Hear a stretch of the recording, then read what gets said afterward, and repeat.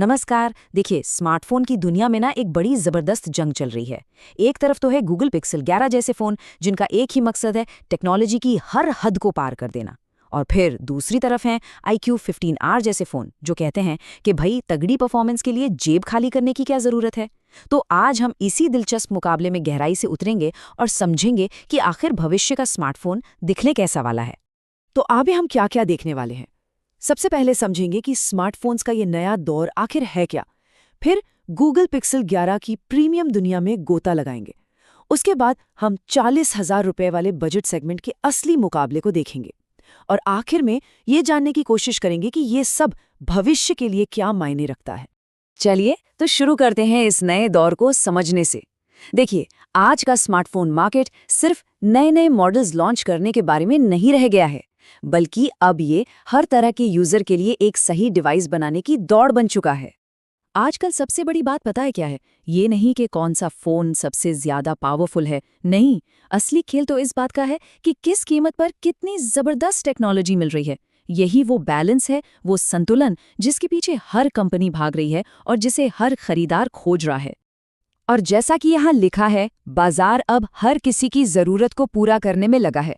इसका मतलब ये है कि अगर किसी को पिक्सल जैसा टॉप एंड इनोवेशन चाहिए तो वो भी मौजूद है, और अगर किसी को एक दमदार लेकिन बजट फ्रेंडली डिवाइस चाहिए तो उसके लिए भी एक से बढ़कर एक ऑप्शन आ रहे हैं।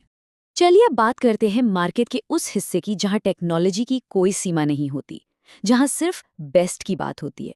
और यहां एक बहुत बड़ा खिलाड़ी बनकर उभर रहा है गूगल पिक्सल 11।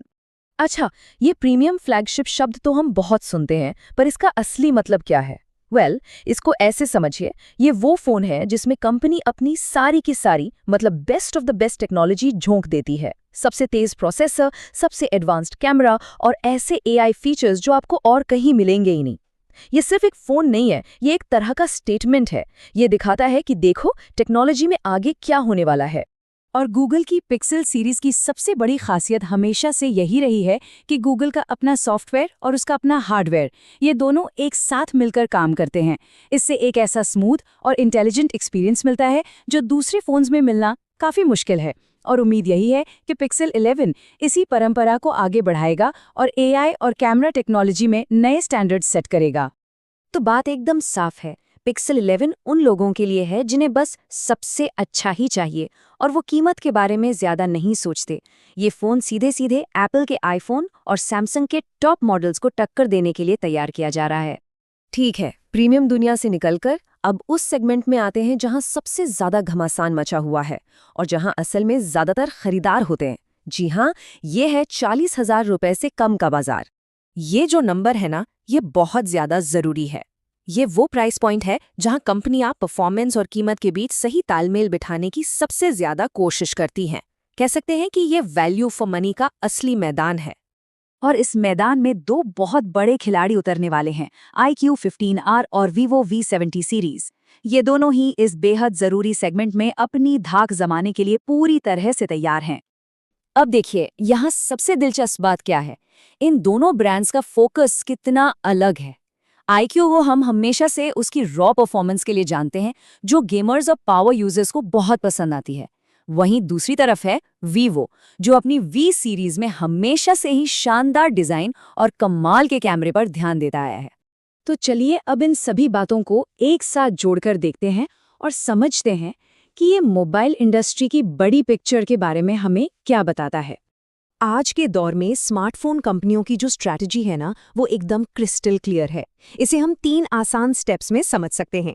पहला, पिक्सल जैसे फोन बनाओ और इनोवेशन के किंग बन जाओ। दूसरा, iQOO और Vivo जैसे फोन से मिड रेंज मार्केट पर कह सकते हैं कब्जा कर लो। और तीसरा, जो कि सबसे जरूरी है, इन दोनों के जरिए टेक्नोलॉजी को हर किसी तक पहुंचाओ। ये टेबल पूरी कहानी को एक ही नज़र में साफ कर देता है। एक तरफ प्रीमियम सेगमेंट में गूगल इनोवेशंस और टॉप परफॉर्मेंस पर दांव लगा रहा है, तो दूसरी तरफ मिड रेंज में असली लड़ाई कीमत और परफॉर्मेंस के सही बैलेंस की है। इसका सीधा मतलब यह है कि मार्केट अब पहले से कहीं ज्यादा स्मार्ट और सेगमेंटेड हो गया है। तो इसका निचोड़ क्या निकला?